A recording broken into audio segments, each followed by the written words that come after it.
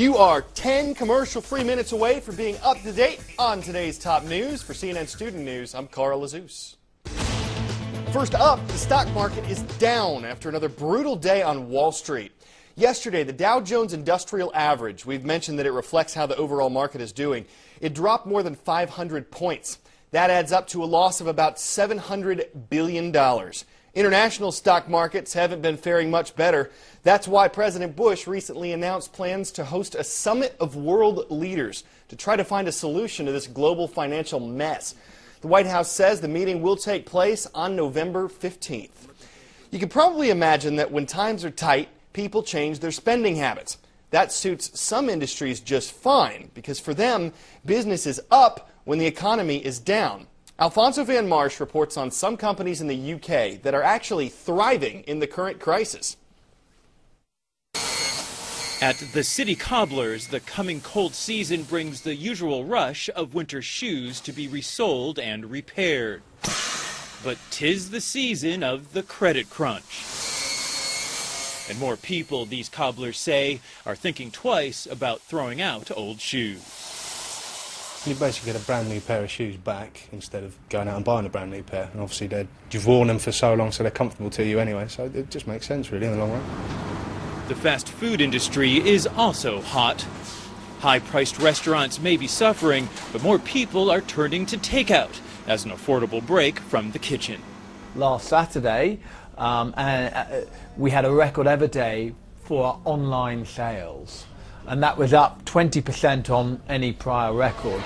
Pizza Hut says it's got the money to open or refurbish dozens of stores next year to bring in more business. There is the dreaded R word, the recession, coming around the corner. So what we are doing, and I presume most other good professional retailers doing, is sharpening our offer accordingly. It's not just at Pizza Hut that's doing well despite the credit crunch. Domino's says its half-year profits are up a third compared to this time last year at close to $16 million.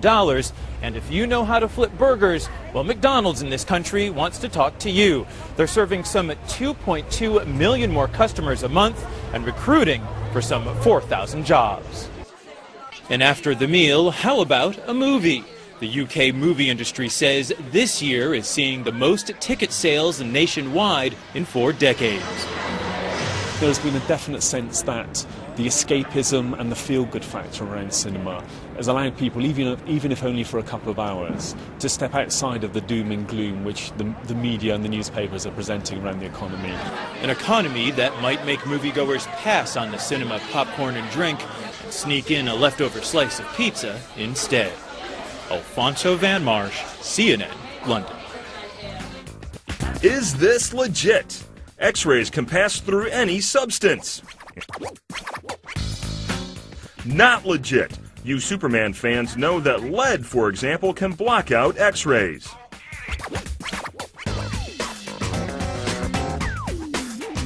And so can bones. That's probably the first thing you think of when you hear the word X-ray, what doctors use to get under our skin.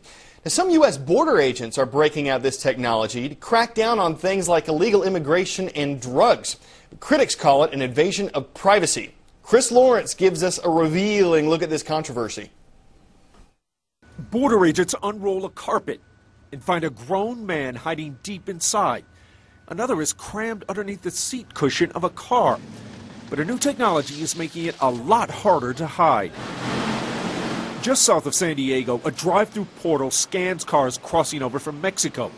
The car gets bathed in low-radiation X-rays, exposing the driver and everything inside. This is what the border agents see. Multiple images in real time. It allows the officers to do a more exact search. Cars and trucks selected for secondary screening will be put through the scanner. Agents started using the machine about a week ago. They've detected one person trying to get smuggled in more than 3,000 pounds of drugs. 2 kids posing as an adult. Oh, hey, Homer. Hey! Series like The Simpsons have made fun of what X-rays can do, and movies like Total Recall have explored the technology's more serious side.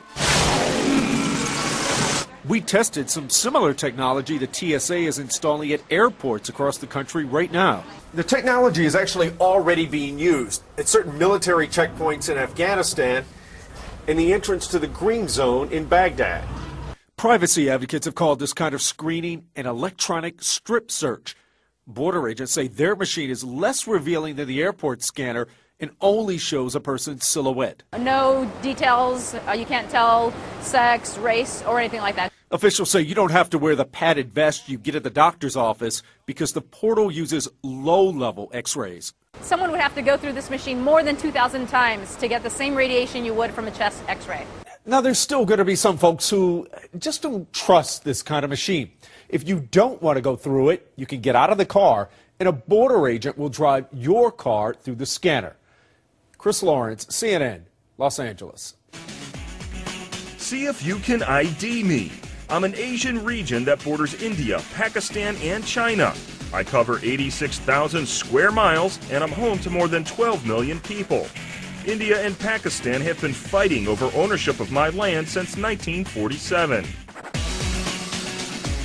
I'm Kashmir, and I'm divided by a 435-mile line of control.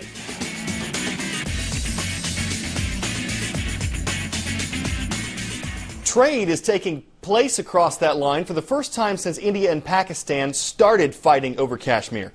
On Tuesday, the two nations met in the middle as trucks delivered fruit, spices, and other goods from one side of Kashmir to the other. India and Pakistan have observed a ceasefire in the region for about 4 years now. One day after that historic trade, India's focus turned to the skies when the nation launched its first lunar mission. But as the country jumps into the space race, some people there are questioning the project's price tag. Sarah Seidner takes us into orbit.